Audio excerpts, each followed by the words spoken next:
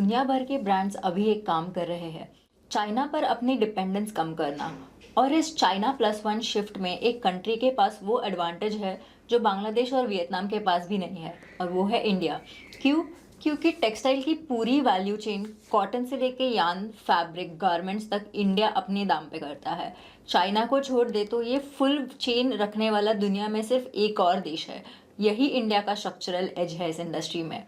लेकिन एक बात क्लियर कर दे, टेक्सटाइल एक साइक्लिकल सेक्टर है। ग्लोबल डिमांड स्ट्रांग हो तो ये चलता है, यूएस यूरोप में स्लो डाउन आया तो ये सबसे पहले अफेक्ट होता है। और टाइमिंग भी इंटरेस्टिंग है।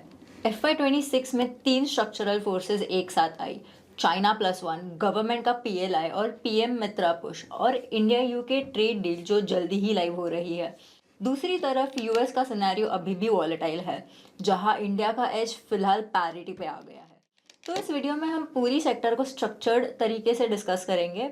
वैल्यू चेन पैसा कहाँ बनाती है, इंडिया ग्लोबली कैसे पोजीशंड है, इकोनॉमिक्स कैसे मूव करते हैं, और टेल विंड्स और रिस्क डिस्कस करेंगे। उसके साथ ही कॉम्पिटिटिव लैंडस्केप में कौन सी कंपनी स्ट्रक्चरली बेटर पोजीशन है ये भी देखेंगे।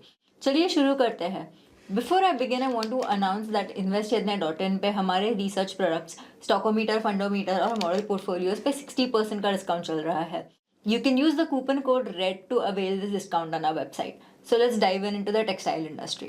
So let's start with the value chain first. तो यहाँ पे like we all know it starts with the fiber, यानी कि cotton जो खेतों से आता है, या फिर polyester which is a crude oil derivative. तो this is normally a commodity driven part of the value chain, जहाँ पे it is affected by your weather cycles and your crude prices. Then fiber के बाद cotton is spun into your thread या फिर yarns बनते हैं। तो यहाँ पे भी ये काफ़ी साइक्लिकल सेगमेंट है। यहाँ पे मार्जिन थोड़े कम होते हैं, ये प्लेयर्स को ज़्यादा प्राइसिंग पावर अवेलेबल नहीं होती इनके साथ। फिर वीविंग एंड निटिंग, यानी कि यार्न एक रॉ क्लॉथ में बनाया जाता है। तो यहाँ पे मार्केट अभी फ्रैगमेंटेड है काफ़ी। Next we move on from your weaving and knitting to your dyeing and finishing your garments. तो यहाँ पे कलर किया जाता है, प्रिंट फिनिश किया जाता है अब फैब्रिक को। ये काफ़ी कैपिटल इंटेंसिव और सेगमेंट है, एंड यहाँ पे पोल्यूशन काफ़ी होता है, एंड थोड़ा सा यहाँ पे बॉटल नेक है यहाँ से। नेक्स्ट हमारे बनते हैं गारमेंट्स या फिर होम टेक्सटाइल्स जो है। तो हमारा जो रॉ क्लॉथ है, जो पेंट किया है, प्रिंट किया है, वो क्लॉथ में बनता है, यानी कि शर्ट्स, बेडशीट, टॉवल्स में इनको कन्वर्ट किया जाता है। यहाँ पे काफ़ी लेबर की ज़रूरत होती है, यहाँ पे वैल्यू क्रिएशन भी काफ़ी ज़्यादा होती है, एंड यहाँ पे मार्जिन स्टेडियर है क्योंकि this is closer to the customer. Then ये कपड़े या फिर प्रोडक्ट्स बनने के बाद ब्रांडिंग ऑन रिटेल आता है। यहाँ पे प्लेयर्स अपने खुद के ब्रांड्स एस्टैब्लिश करते हैं, शॉप्स लेते हैं, लाइसेंसिंग डील्स लेते हैं। This is the highest margin segment in the value chain. यहाँ पे रिटर्न्स भी काफ़ी अच्छे आते हैं। यहाँ पे की डिस्टिंग्विशिंग फैक्टर एक हो सकता है जो कंपनीज फाइबर टू फैशन, यानी कि पूरा वैल्यू चेन के अक्रॉस देयर प्रेजेंस हो। यहाँ पे this is a factor that could distinguish a company from the other, कि how their vertical integration is mapped. तो let's move on to the global landscape की अभी ये कितनी बड़ी इंडस्ट्री है ये देखेंगे। कि यहाँ पे जो ग्लोबल टेक्सटाइल और अपैरल इंडस्ट्री है, that is valued at more than $2 trillion as of the latest numbers। And यहाँ पे एशियन कंट्रीज रफली हाफ टेक्सटाइल्स प्रोड्यूस करती है globally. China is the dominant force यहाँ पे, बट यहाँ पे स्ट्रैटेजी धीरे धीरे चाइना प्लस वन की वजह से बाकी कंट्रीज को भी एक स्ट्रक्चरल अपॉर्चुनिटी मिल सकती है। Then moving on to the global packing order, let's see कि कौन से नेशंस यहाँ पे उनका प्रेजेंस कैसे है। तो China basically seats at the top with 43% of the global textile exports. यहाँ पे द प्राइमरी इनपुट सप्लायर जैसे चाइना काम करता है। Next to Bangladesh. बांग्लादेश के करीब करीब $50 billion पर ईयर के एक्सपोर्ट्स होता है, गारमेंट्स एक्सपोर्ट करता है, but they also import most of their fabric. And Bangladesh में रिसेंटली 2024 में there was a political unrest, तो यहाँ पे रिलायबिलिटी भी हर्ट करती है, sentiment normally. if political unrest is there in the country, then यहाँ पे डिसरप्शंस के काफ़ी चांसेस हो सकता है। So that was what Bangladesh went through. Then Vietnam is the next at number 3।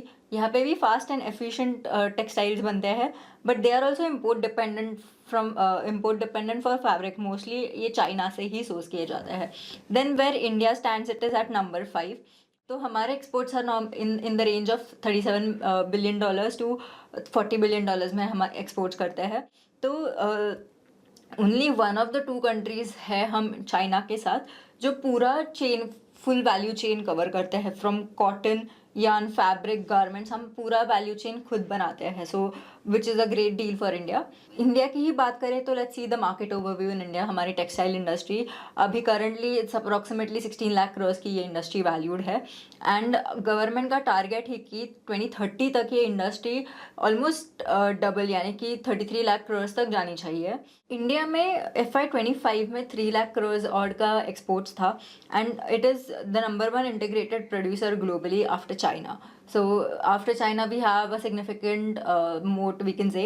यहाँ पे हमारे स्ट्रक्चरल स्ट्रेंथ्स क्या है, तो हम वर्ल्ड के नंबर वन कॉटन प्रोड्यूसर है। हम almost 29 to 30 million bales produce करते हैं पर ईयर, एंड हम लार्जेस्ट जूट प्रोड्यूसर भी है। हमारा ऑलमोस्ट 70% ग्लोबल सप्लाई इंडिया से ही होता है। Then we are number two in silk and manmade fibres also. Capacity हमारी ग्लोबली नंबर टू पे है ये दो सेगमेंट्स में। एंड टेक्निकल टेक्सटाइल्स यानी कि जो एप्लीकेशन बेस्ड या परफॉर्मेंस बेस्ड जो टेक्सटाइल्स होते हैं उनकी वो segment is almost $30 billion in 2024, and we are the world's fifth largest market for it, and fastest growing भी है। यहाँ पे हमारे मार्जिन भी काफ़ी अच्छे मिलते हैं ये इंडस्ट्री में in for technical textiles. Then यहाँ पे एक स्ट्रक्चरल गैप क्या है जो हम बोल सकते हैं कि India is predominantly cotton heavy, the world is moving on towards polyester and synthetics. तो यहाँ पे इंडिया की कॉटन हैवी जो डिपेंडेंसी है तो यहाँ पे काफ़ी गैप है। यहाँ पे स्ट्रक्चरल गैप हमें क्या कह सकते हैं कि India is predominantly cotton heavy and the world has shifted more towards polyester and synthetics. तो यहाँ पे इंडिया का वो गैप कवर करना भी बाकी है। तो जो PLI स्कीम इन्होंने अनाउंस की है, it motivates the companies to close this gap. So let's see कि PLI स्कीम्स क्या है, आगे हम डिस्कस करेंगे वीडियो में, सो स्टिक टिल द एंड। तो इंडिया में जैसे कि मैंने कहा कि FY25 में हमारे 3 लाख करोड़ के एक्सपोर्ट्स थे, तो विल सी कि हम प्रिडोमिनेंटली एक्सपोर्ट क्या करते हैं, किधर करते हैं। सो रेडीमेड गारमेंट्स जो है इसका 45% एक्सपोर्ट होता है इंडिया से। Then cotton textiles are the next leading after readymade garments. Then we also export manmade fabrics या फिर सिंथेटिक मटेरियल्स जो होते हैं, 15% it stands at. then the least what we export are the handicrafts, carpets etc. तो this is one segment, and key destinations है, हम US को almost 30% export करते हैं, followed by EU, UK and your UA। तो these are the key destinations of export। Then हम India में production clusters देखेंगे कि कहाँ पे कॉटन जैसे ग्रो करना, जोग्राफिकली कौन से स्टेट्स में होता है वो देखते हैं।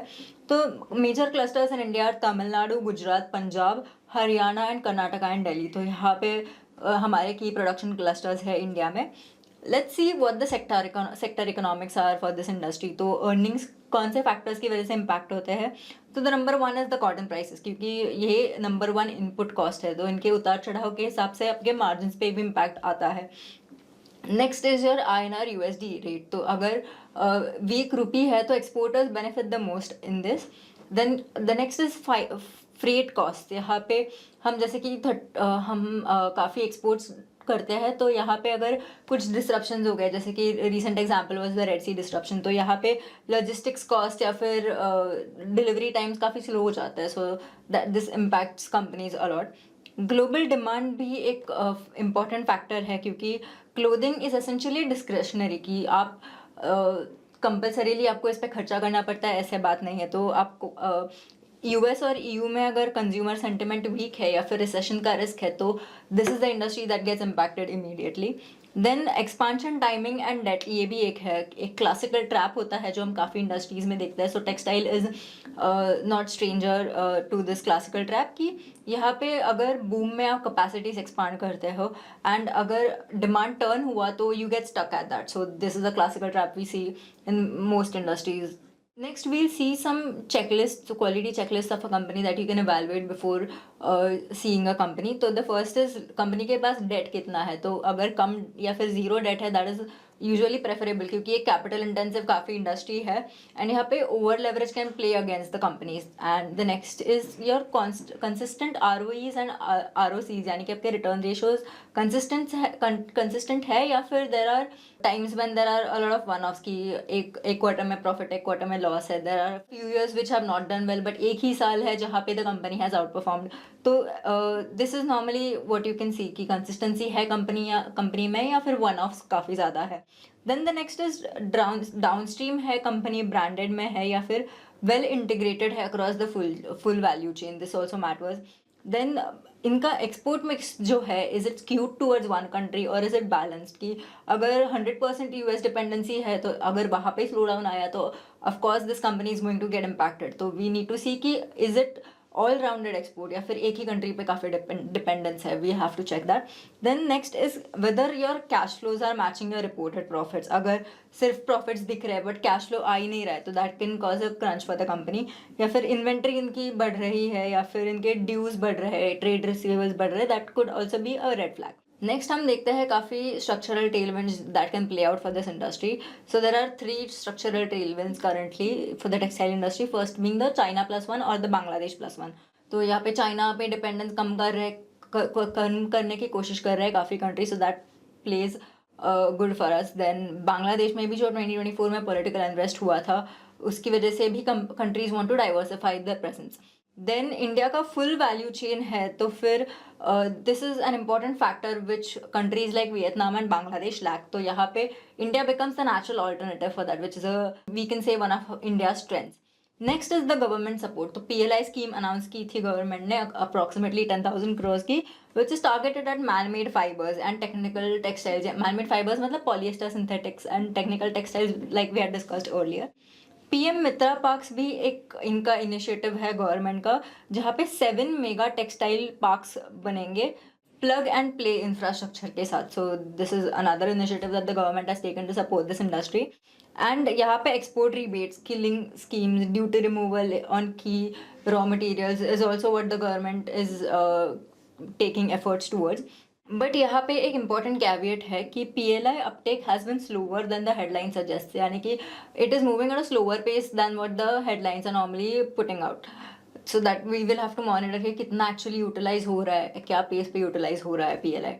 Then the next is your free trade agreements. तो UK CETA जो 15 जुलाई से लाइव होगी, that will be beneficial for us as in यहाँ पे हमको जीरो ड्यूटी एक्सेस मिलेगा which removes the 12% disadvantage against Bangladesh. तो this is a tailwind for us. Then EU FTA भी है, that is also effectively in pipeline and we have to see कि how it place out because it is a durable price for us. Then यहाँ पे भी systematically अगर हमने tariff disadvantages remove किए जो इंडिया को काफ़ी इम्पैक्ट कर रहे थे, that could act as a big boost for this industry. Let's see what the policy environment is about, क्योंकि ये इंडस्ट्री में macro economics matters a lot. So the positive policy environment for us is the India UK CETA. तो यहाँ पे like I said कि यहाँ पे zero duty exposure मिलता है हमें. जो 12% टैरिफ था इंडिया पे previously, that has been removed. Then Bangladesh के साथ हमारा एक लेवल प्लेइंग फील्ड बन जाता है इसकी वजह से. And the another policy which is kind of a volatile territory for us is the US tariffs. तो यहाँ पे we are back at parity with the other nations. तो यहाँ पे क्या हुआ था बेसिकली 2025 में the rates got change 3 times from 26% to 50% to 18% tariffs. तो रैपिडली बहुत चेंज हुआ था इसमें in 2025. In February 2026 US supreme court ने ये टैरिफ्स स्ट्राइक डाउन किए and they replaced it with a flat 10% on all countries. तो यहाँ पे सभी कंट्रीज 10% पे करेंगे. एंड आज ऐसे सिनेरियो है कि India, Bangladesh and Vietnam they are charged 10% surcharge and this is bound to expire by end of July 2026. तो यहाँ पे इंडिया का जो inherently tariff advantage था that has disappeared. तो this is a bit of a volatile territory. Next moving on to some key risk. हमने देखे कि स्ट्रक्चरल टेलविंड्स क्या मिल रहे हैं. So will discuss some of the key risk that persist in this industry. First is the US tariffs uncertainty like we discussed. Then China की synthetic over supply जो है, उनके पास बहुत ओवर सप्लाई है मैनमेड फैब्रिक का, जहाँ पे पूरी दुनिया भी मूव हो रही. So they can flood the global markets easily and compress pricing. ये इंडिया को जो सिंथेटिक सेगमेंट में एक्सपांड करना है, this could hamper that. Then the next is that one of the key theory which our textile industry boom hinges on is the China +1 orders. तो ऐसे भी हो सकता है कि China +1 के order flows इंडिया को ना मिले and they get diverted to other nations such as Vietnam and Bangladesh. तो ऐसे भी हो सकता है कि this could probably not work for us and बाकी के nations को orders मिल सकते हैं. So that is one thing that we will have to monitor and keep an eye out on. Then the next is FTA price may be smaller than build. तो अभी UK का UK के साथ CETA हमारा sign हुआ है, then EU के साथ भी we are hoping that we would reach a deal stage. तो EU is also a bigger market than the UK, तो यहाँ पे एक ड्यूरेबल प्राइस साइज हो सकता है हमारे लिए, but not as much as may be it is expected. तो this is also to be monitored. ये भी एक सिग्निफिकेंट रिस्क है हमारे लिए। Then the next is your balance sheet trap. जैसे कि हमने पहले डिस्कस किया था कि कितना डेट है कंपनी के पास, that can significantly change dynamics for the company. तो these are some of the few risk that we should keep in mind. Then हम आते हैं कंपेटिटिव लैंडस्केप पे। हम डिस्कस करेंगे कौन सी कंपनी कौन से सेगमेंट में काम करती है, वैल्यू चेन में कहाँ गिरती है, and we will see some of the economics that they have. So starting with the first category which is the branded apparel. ये काफ़ी डाउनस्ट्रीम है एंड सेटेलाइट है ये वैल्यू चेन वाला सेगमेंट। यहाँ पे पेज इंडस्ट्रीज, वेदांत फैशन, अरविंद फैशन जैसे companies है। इनके इकोनॉमिक्स देखें तो FMCG लाइक इकोनॉमिक्स होते हैं, इनके ROCs हाई होते हैं, and brands normally own the pricing if they decide what the prices can be. So this is a good thing for the branded apparel because they also lie downstream in the value chain. Next is your apparel exporters, यानी कि ये garments में जो companies involved है. So few prominent names here are Gokuldas Export, Pearl Global, KPR Mill, which is also a very good which is also a very big company in this. तो यहाँ पे economics are normally FTA या फिर tariff lowered, and garments are normally made for global brands. तो यहाँ पे exports भी काफ़ी करते हैं ये companies. Next is your home textiles, यानी कि योर मेडअप्स, मतलब ये companies pillow covers, bedsheets, towels ऐसे ऐसे सब प्रोडक्ट्स बनाती है। तो यहाँ पे वेलस्पन लिविंग, इंडोकाउंट, ट्राइडेंट जैसे कंपनीज है, and this is also largely US export driven market. तो यहाँ पे US स्लो डाउन की वजह से कंपनीज को तुरंत इम्पैक्ट दिख सकता है। Then next coming to your spinning and your integrated segment, यानी कि यार्न एंड योर फैब्रिक। तो यहाँ पे कंपनीज जैसे Vardhman textiles, Nitin spinners, Ambika cotton, Sutlej, sport king ऐसे कंपनीज है। यहाँ पे काफ़ी कमोडिटी ड्रिवन है या फिर साइक्लिकल है यहाँ पे, क्योंकि इनका कॉटन स्प्रेड ड्रिवन होता है। इनके पास लोअर प्राइसिंग पावर भी होती है, क्योंकि हमने देखा कि further up the upstream you are in the value chain, commodity driven dynamics and your cyclicality increases. तो यहाँ पे ये कंपनीज नॉर्मली सफ़र करती है with what they have to deal with whatever prices they get. तो the next is your technical textiles, यानी कि specialty या फिर industrial. Garware technical fibres is a very famous name over here. यहाँ पे margins भी हाई होते हैं, this is a niche category. यहाँ पे इंडस्ट्रियल या परफॉर्मेंस बेस्ड फैब्रिक्स बनाते हैं, and this is also one of the fastest growing segments right now. Diversified conglomerates में Raymond, Bombay dyeing, Grasim, Aditya Birla group का एक जो कंपनी है, and VSF fibre, these are a few prominent names. यहाँ पे बिजनेसेस मिक्स्ड होते हैं and normally they get a conglomerate discount. इनको कंग्लोमरेट्स का बैकिंग होता है, so they normally the chances of them being over leveraged are less over here, and they have a good chunk of money to back their endeavors. So this was a short overview of what the textile industry in India and in global scenario what it looks like. I hope you enjoyed this video. आपको अगर कुछ insights मिले इसमें से तो ज़रूर हमें बताइए। Before ending this video, I have a short quiz for you. Try to guess the company name. मैं आपको जो hints दे रही हूँ उससे। First hint is कि ये company is present across the integrated value chain. They make everything from yarns to garments, and brands भी है इनके काफ़ी। Then the next hint is they also have two other businesses along with this, which is sugar production and co-generation of power. So this is the second hint. The third is that they, इनके जो energy requirements है, they are met from their own clean green energy. इनका खुद का captive wind power plant भी है जिनसे ये energy requirements अपने meet करते हैं। So comments में ज़रूर बताइए आपको कौन सी कंपनी ये लगती है। Don't forget to like, share, subscribe to Yadna Investment Academy and keep following us for such industry analysis going forward. Thank you.